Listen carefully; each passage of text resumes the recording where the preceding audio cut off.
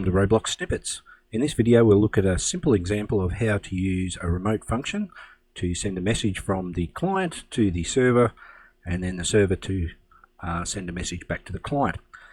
So we'll create a button, come over to Starter GUI and we'll click on the plus and add a screen GUI. We'll call this our just game GUI, and inside of this we will add a text button and we're going to call this our surprise button. Alright, so we're going to create a surprise for the player when they click the button. It's not a very nice surprise, but anyway, it will serve the purpose of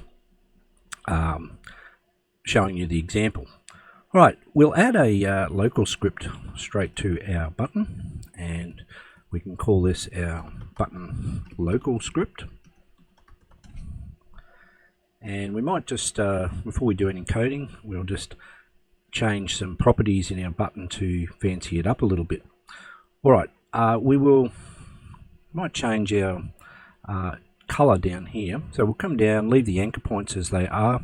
We'll change the background color to, say, a red, and let's change our border color. We'll change it to black and we'll make it a bit bigger, so make that 5, and then we'll scroll down and we'll change our position and we'll just get it off the edge of the screen there. So using scale, we might just come in, that's probably way too far.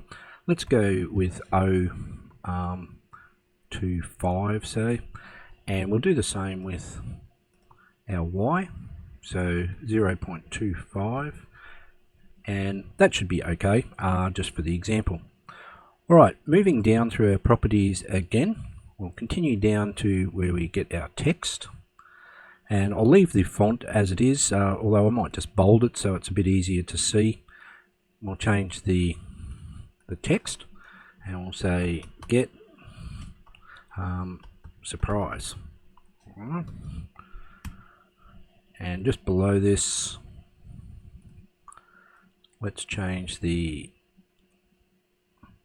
size of our text, and we might also change the color there as well. So we'll make might make it yellow like such, and we'll just move this indicator. Whoops, didn't want to do that. Move our indicator out of the way there. Alright, that should be enough work on our button for the time being. Let's come up to the script service now and we'll add a script and we'll call this the surprise script. Right, and that they are the two things that we need to work on to create our function. Now, the missing part of the puzzle at the moment is, of course, our remote function. So in replicated storage, click on the plus sign and come down to remote function. Alright, and we'll change this to be just our surprise remote function. You could call it something a little bit shorter if you wish. So this remote function, what happens is on the client, on your machine, we click this button and it sends a message through this remote function, and then it comes to the server script where our function will be, and then it will run a function and it's going to return a message then back through our surprise remote function in replicated storage back to the client. Alright, so that's what's happening in the video as we go.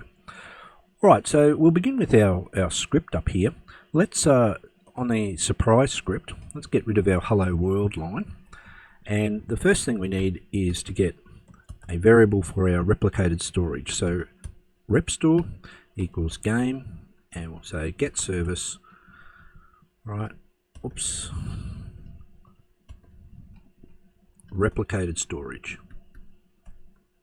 And below this, we'll also get the surprise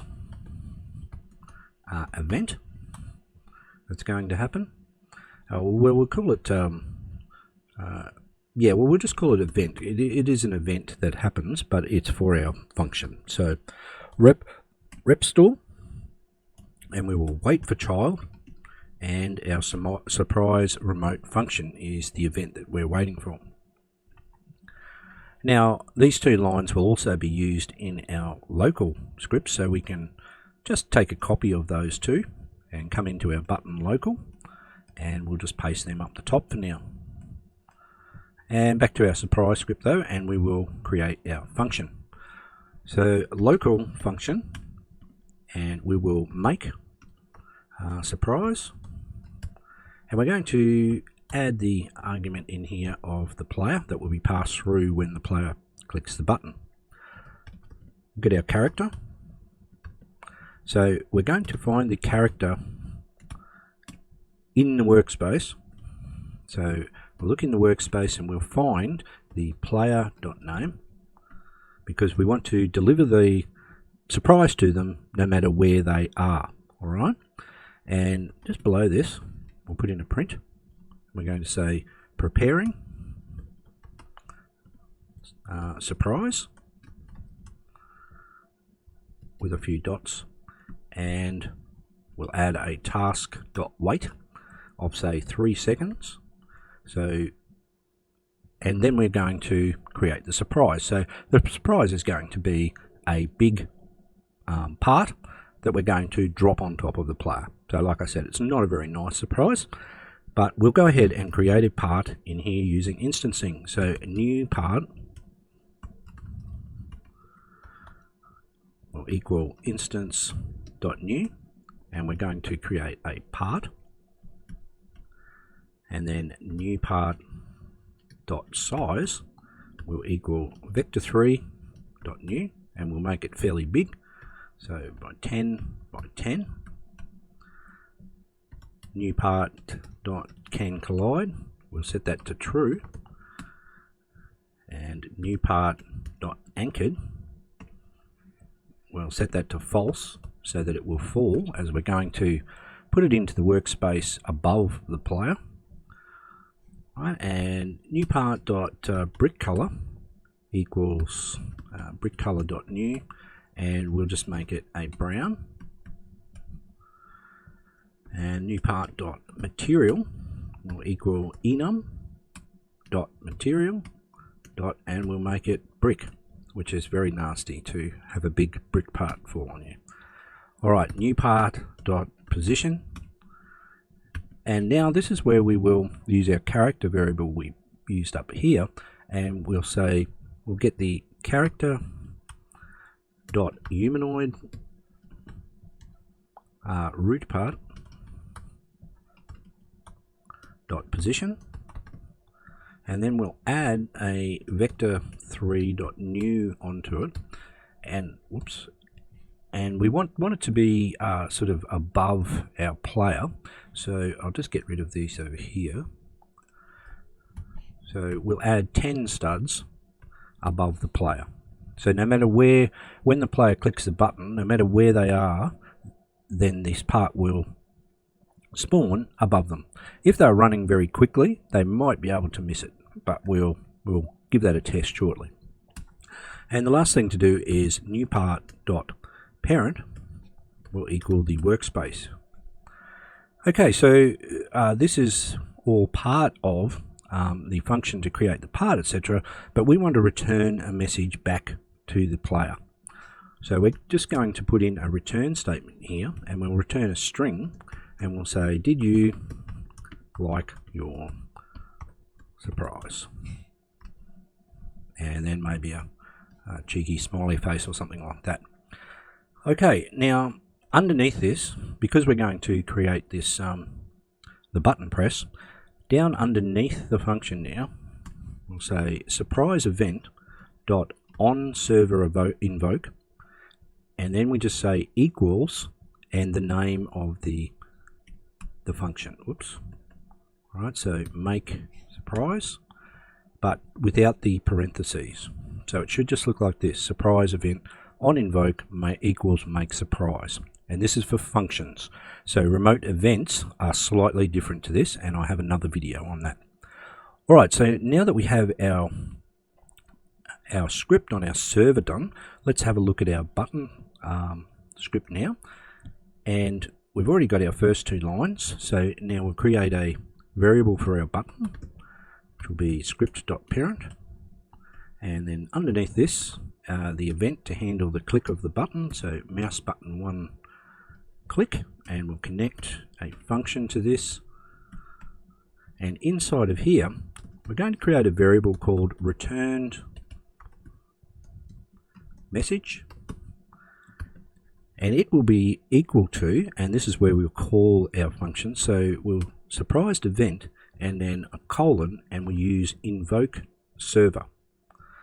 Alright, so what's going to happen here is this variable will be created, this will run, come over and run the function we just did, and when it gets right down the bottom and it's done everything it needs to do, it's going to return this string back here and save it in this variable, and then we can, just to see that it worked, print out returned message.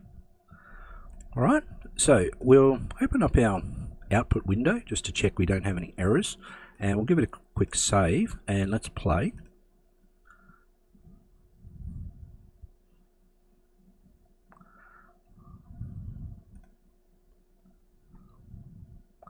Alright, so I'm in the game, and if I'm running around, as I said, and then I try to hit the button to get my surprise, it's still got me. Alright, even though we waited 3 seconds, I'll continue to try and run while it's doing it. So I'm still running, it's preparing the surprise. Oh, I did manage to miss if I was running. Alright, and as you can see, it is returning the message, did you like your surprise? Now this is quite a silly use of remote functions. However, you can see that it can be very useful to send messages from the client to the server, and then have the server send messages back that could be used to do much more useful things. So I hope you enjoyed that video, and I'll see you in future videos. If you found this video useful, subscribe now. For more information about my online courses, go to mrbrendanross.com.